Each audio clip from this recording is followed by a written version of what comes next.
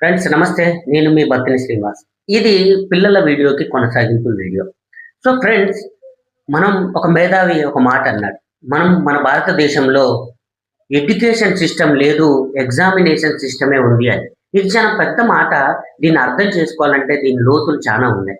Education system, examination system. పిల్లలు మీరు కూడా ఎగ్జామినేషన్ సిస్టంలో ఉండమాకండి. దయచేసి ఇది నా రిక్వెస్ట్. మీరు ఎడ్యుకేషన్ సిస్టంలో ఉండండి. మీరు నేర్చుకోండి. నిత్యం కొత్త విషయాలు నేర్చుకోండి. మీరు ఏదైతే అయిదాం అనుకుంటున్నారో దానికి అనుకూలమైన విషయాలు నేర్చుకోండి. ఎగ్జామ్‌లో మార్కుల కోసం మాత్రమే మీ యొక్క శ్రద్ధ, ఆసక్తి పెట్టమాకండి. మీ సమయాన్ని మీరు వృధా చేసుకోకండి.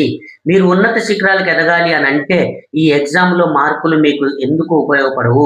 వీటితో పాటు ఇంకా అనేక రకాల విషయాల మీద మీకు శ్రద్ధ, ఆసక్తి మీకు అవసరం. విమర్శకుల ప్రశంసలు పొందడానికి ప్రయత్నం చేయండి. మీరు ఏదైనా అయిదామని అనుకుంటే మిమ్మల్ని విమర్శించే వాళ్ళు చాలా మంది ఉంటారు. నేను కలెక్టర్ అయితా అని మీరంటే నీ బొంద నువ్వేడైతావు అని అంటారు.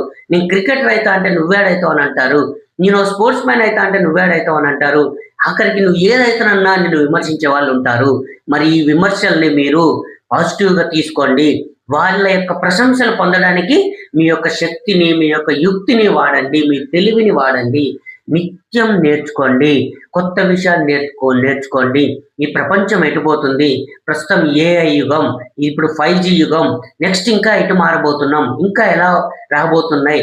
అప్డేట్ అవ్వడం నేర్చుకోండి. ఆర్థిక విషయాల మీద పూర్తి పరిజ్ఞానం తెచ్చుకోండి. ఈరోజు మీరు తల్లిదండ్రులకు భారంగా ఉండమాకండి.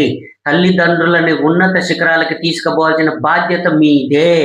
మీ తల్లిదండ్రులని కూడా మీరు ఎదగడమే కాదు, మీ తల్లిదండ్రులు కూడా ఉన్నత శిఖరాలకి తీసుకెళ్లాల్సిన పూర్తి బాధ్యత మీ మీద ఉంది. మీ భుజస్కంధాల పైన ఉంది. ఈ దేశ భవిష్యత్తు మీ మీద ఉంది. మీ కుటుంబ భవిష్యత్తు మీ మీద ఉంది. ఒక్కసారి మీరొక్కరు మారి మీరొక్క లక్ష్యాన్ని చేరుకుంటే మీ యొక్క వెనకాల 5, 6 తరాలకి మీరు గుర్తుండిపోతారు. ఈరోజు ఎదిగిన వాళ్ళు మహేంద్ర సింగ్ ధోని కానీ, విరాట్ కోహ్లీ కానీ, ఇవాళ క్రికెటర్స్ నిన్నగాక మొన్న వరల్డ్ కప్ గెలిచిన స్మృతి మందాన కానీ, శ్రీచరణి రెడ్డి కానీ, వీళ్ళందరూ ఎవరు ముందు ఊహించుకోలే మేము ఇంత గొప్ప వాళ్ళం అవుతామని. వాళ్ళ ప్రయత్నం, వాళ్ళ యొక్క శక్తి అంతా వాడి, వాళ్ళ తెలివిని వాడి, వాళ్ళ యుక్తిని వాడి వాళ్ళు విజేతలు అయ్యారు.